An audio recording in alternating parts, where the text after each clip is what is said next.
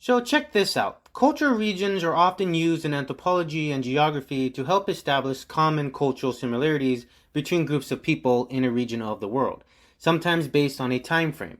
This can be based on a number of things but not limited to shared similarities such as an environment, linguistics, traditions, society, art, and achievements. The groups of people do not need all of these aspects, but at least some to a certain degree and interact with each other, creating these common traits. However, the terms of cultural areas can differ depending on the perspective. If we look at the modern areas of Mexico, Central America, and the US Southwest, we see anthropology separates the region into two or three cultural areas.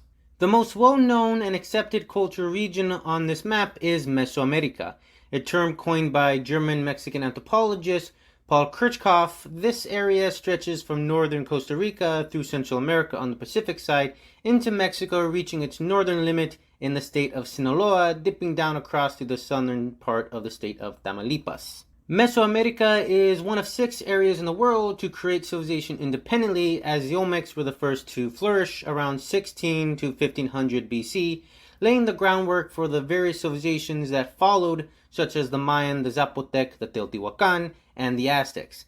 Despite the differences, they shared many similarities through cultural exchange while retaining their cultural identities.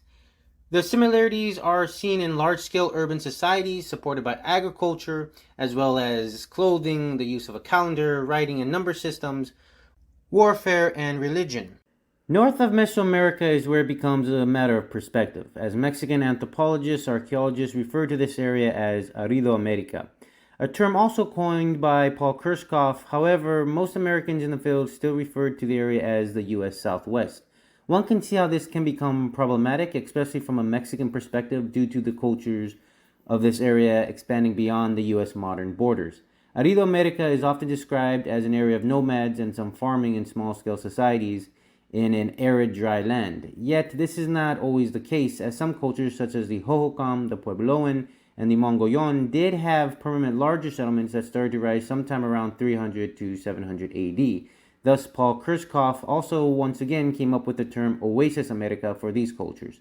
Mexican scholars once again also prefer to use this term, while Americans will still refer to the area as the US Southwest.